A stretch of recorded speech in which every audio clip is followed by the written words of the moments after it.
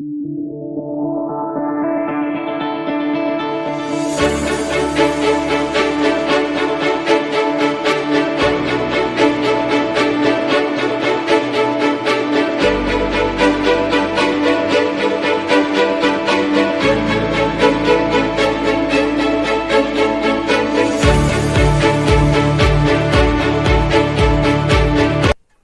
students, Assalamu alaikum warahmatullahi wabarakatuh. Today I am here again with you people. I am here today for the class 8th for the lecture 2nd. The last time I was talking about the parliament. I have introduced you chapter number 3rd, that was parliament. And today I am going to talk once again on the same topic, parliament. The structure of the parliament, the composition of the parliament, and the powers of the parliament as well. Hope you have developed a sense and the understanding of the concept of the parliament, the way, let me retreat you first of all what I was talking to you in my lecture first, that I try to define the concept of parliament and later on I try to define it within the concept of this context of this democracy as well. What is the relevance of the parliament within the ambit of the democracy, how democracy strengthens its powers when it comes to the parliament, where the voiceless section is represented and the laws are framed, laws are implemented later on after unanimous solutions. So this is the basic essence of democracy where the parliament speaks. Now let me talk on here the structure of the parliament. Ladies and gentlemen, if you talk about the structure of the parliament, let me tell you that the foundation of the parliament was laid in 1950. So if you talk about the foundation of the parliament, it was laid on the date 1950 at Delhi. So at Delhi, the foundation was laid at Delhi in 1950. So the structure is concerned, the structure of the parliament is bicameral in nature. It's bicameral. It's bicameral in nature. So the constitution parliament is bicameral in nature. If we talk about the constitutional position of the parliament, so dear students, the part 5th of the Constitution of India, from Article 79 to 122. 79 to 122. These are the articles from the part 5th of the Parliament of the India, Constitution of the India, that deals with the Parliament of India. So it's bicameral in nature. So part 5th to 79 to 122 deals with this Parliament of India. If we talk about the constitutionally, let's talk about here the structure now. So the Parliament of India is having the most important part, that is the President of India. That is the President, plus we are having the Council of States. Council of States. And we are having the plus the House of Peoples. House of Peoples.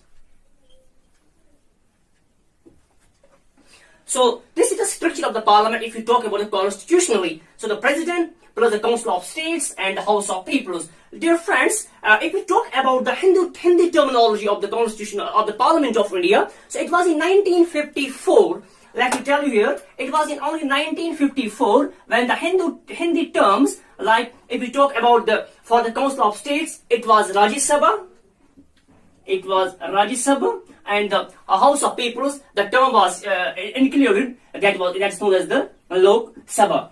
So President is not the member but an integral part of the Parliament, right? It's not a member of the Parliament, but it's an integral part of the Parliament. So let's discuss it later on, what's the role of the President in the Parliament. But now, President, the Council of States and House of the People. So this Parliament is based on the British concept. It's based on the British lines. It was not based on the American lines. So, dear students, let me talk here now the composition of the Parliament. If we talk about the composition of the Parliament, so what is the strength of the houses? That's the Council of States, what we simply call the Rajya Sabha, and the House of Peoples, which we simply call the Lok Sabha. So what's their strength? If we talk about the maximum strength of the Council of States, that's Rajya Sabha, that is 250. The maximum strength of the Rajya Sabha is that's 250.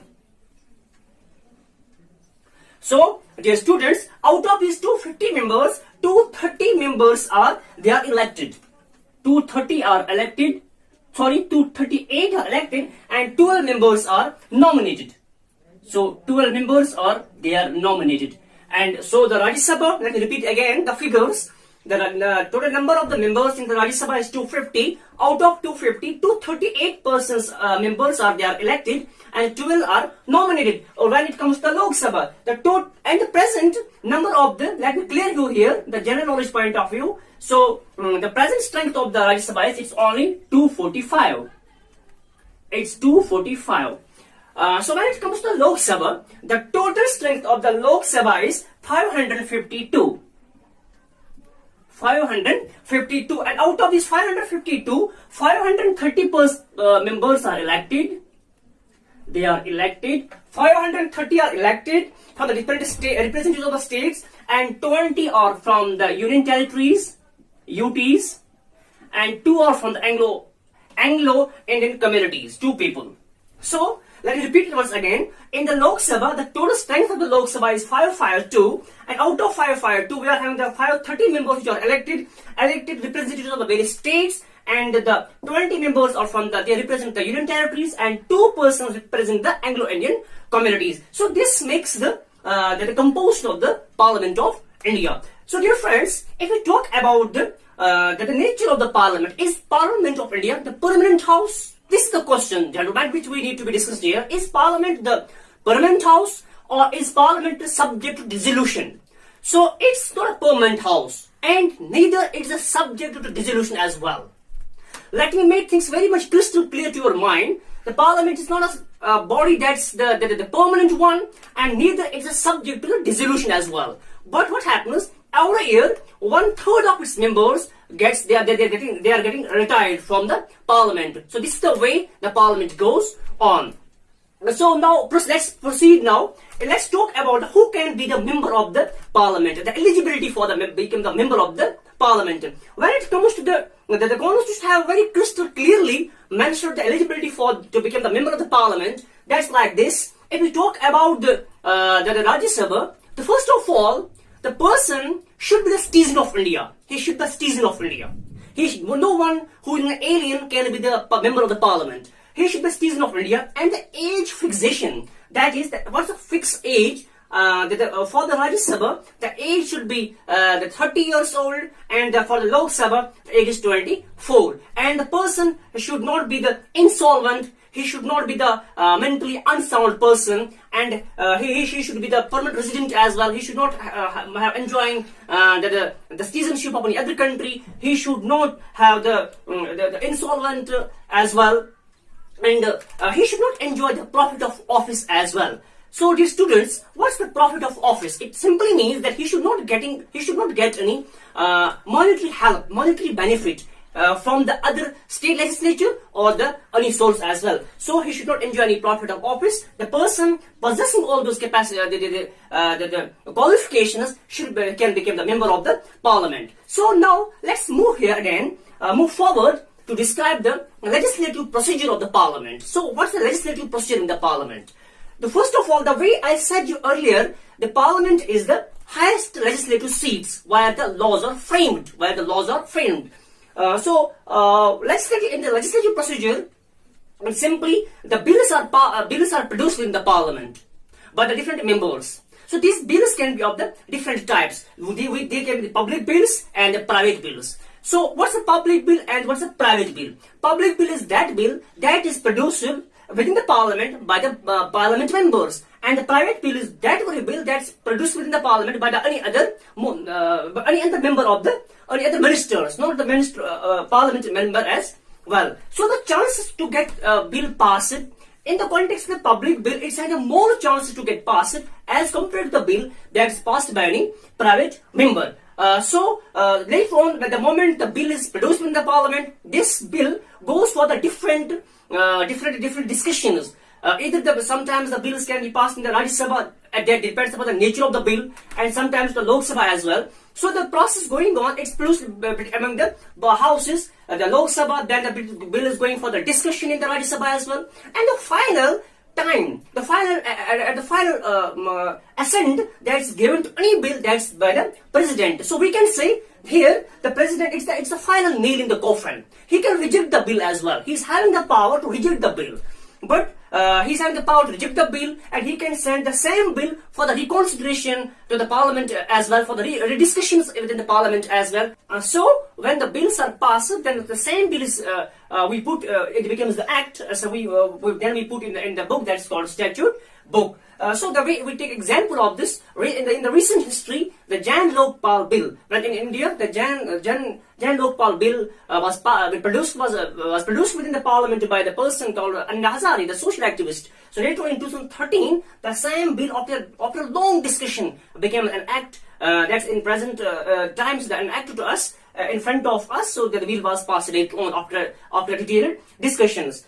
So this was the legislative procedure. How in this legislative procedure the bills, what are the different form, steps through which the bill is going, and it later on turns into the act. So now let me talk here the multiple functions of the parliament.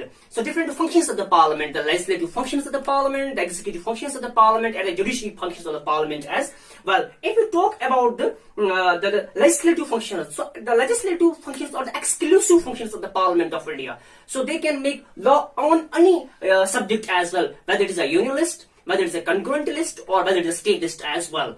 So now it comes to the executive powers. So as you know, it's a representative type of the government in India. The parliamentary form of the government in India, all the executive is responsible before the parliament for the execution of the laws. Later on, when it comes to judicial powers of the parliament and judicial powers, even the president of the country can be impeached by the parliament as well of the country. And when it comes to members of the parliament, when it comes to this the judges of the Supreme Court, judges of the High Courts as well, all they can be replaced, they can be impeached by the parliament. In this way, these multiple functions of the parliament, whether legislative, executive, judiciary, are very predominant, very preeminent functions of the Parliament of India. So dear students, let's jot down a conclusion regarding the structure, regarding the composition of the powers. From structure, we are having its bicameral nature. From composition, Lok Sabha, Rajya Sabha, and the president as well. The figures are there. The statistics is here. So what's the current figure? What are the present members are